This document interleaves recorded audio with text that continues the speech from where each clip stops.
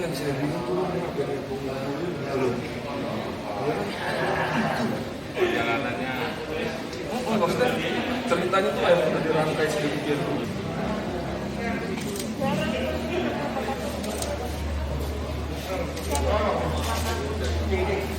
iya.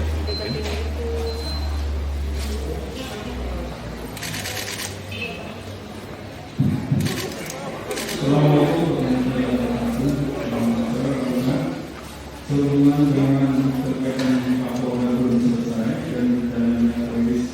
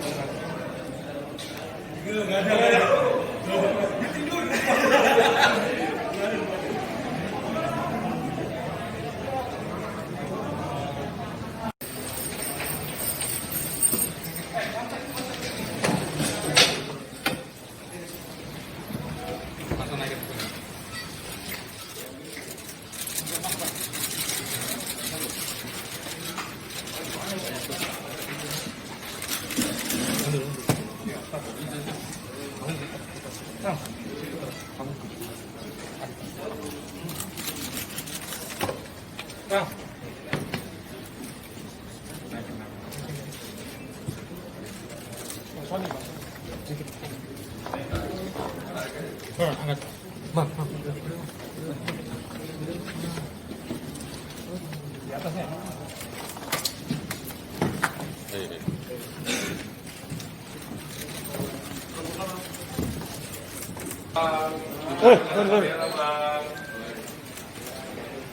Teman-teman media silakan dulu ambil posisi di depan. Supaya clear, tapi belum apa-apa ditentu lagi kita karena nggak ada jarak. Adanya laporan polisi, ya, laporan polisi tentang laporan orang hilang, yaitu yang dilaporkan dari keluarga korban atas nama korbannya selama RHW, yaitu tanggal 12 kemarin, di mana dari tanggal 9 bahwa korban ini tidak bisa dihubungi, ya, tidak ada komunikasi dengan pihak keluarganya. Nah, mendasari daripada laporan tersebut, ya, laporan tersebut kemudian kami khususnya dari Reskrim ya, dari Krim kemudian segera melakukan tim khusus untuk melakukan penyelidikan kasus tersebut. Tempat kejadian TKP adalah di salah satu apartemen di Pasar Baru, Jakarta Pusat, ya. Jadi saya waktu kejadian pengungkapan terhadap kasus ini adalah tanggal 16 September 2020. Jadi alhamdulillah, jadi laporan tanggal 12, kemudian tanggal 16 kasus tersebut dapat terungkap.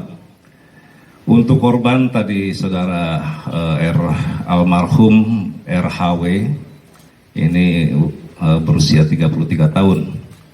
Dan tadi saya sampaikan dalam waktu singkat, dalam waktu 4 hari kasus ini bisa terungkap. Adapun 2 orang seperti apa di belakang saya, yaitu atas nama DAF, ya. DAF ini berumur 26 tahun. Yang bersangkutan adalah pelaku ataupun eksekutor, yaitu membunuh korban dan juga memutilasi korban. Sedangkan pelaku lainnya saudara LAS ini berusia 27 tahun. Jadi peran yang dilakukan oleh LAS adalah mengajak korban untuk bertemu dan menyewa apartemen di Pasar Baru, Jakarta Pusat, ya. Jadi untuk kronologis, ya, bahwa antara korban dengan saudara LAS, ya, LAS ini memang sudah lama, ya, mereka saling mengenal. Mereka mengenal melalui chatting, yaitu saudara LAS chatting dengan korban melalui aplikasi Tinder. Saya rasa mungkin tahu, ya, aplikasi Tinder ini, ya. Dan tadi saya sampaikan mereka kemudian beberapa kali ketemu, dan korban memang juga kemudian meminta nomor WA kepada tersangka, dan keduanya sering melakukan chatting, ya, dan menggunakan aplikasi WA atau WhatsApp. Dan terakhir, ya, tanggal 5 September mereka ada komunikasi, ya, ada komunikasi antara si LAS dengan korban ini. Kemudian tanggal 7 September mereka ada berjanjian untuk bertemu di salah satu apartemen di Pasar Baru tadi. Dan kemudian mereka menyewa tanggal 7 sampai dengan tanggal 12, menyewa apartemen tersebut. Nah, disinilah kemudian ada waktu beberapa hari, ya, mereka kemudian sekitar tanggal 9, ya, 9 September mereka masuk ke apartemen tersebut. Dan sebelum tanggal 9 ini rupanya antara saudara LAS dengan saudara DAF ini bisa dikatakan merupakan pacarnya LAS juga, ya. Tersangka DAF dengan LAS ini ada hubungan bahwa mereka merupakan pacar daripada LAS. Nah, disitulah mereka merencanakan untuk menghabisi korban, ya, saudara RHW tadi, ya.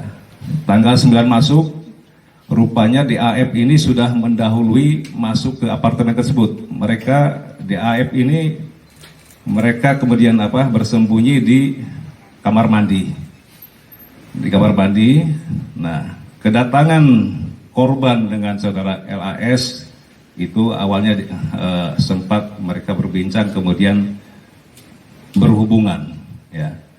Nah, ketika berhubungan itulah kemudian DAF keluar. Jadi mereka sudah menyiapkan batu bata langsung dipukulkan ke kepalanya itu sebanyak 3 kali. 3 kali dipukul, kemudian dia melakukan penusukan terhadap korban itu sebanyak 7 kali, sehingga korban meninggal dunia. Nah, mereka kebingungan mau diapakan korban ini, ya. Kalau mereka bawa mungkin dalam kondisi masih meninggal tidak kesulitan. Kemudian mereka berdua turun, tapi sebelumnya si korban ini digeser ke kamar mandi untuk supaya tidak terlalu kelihatan mungkin kalau ada orang yang melihat.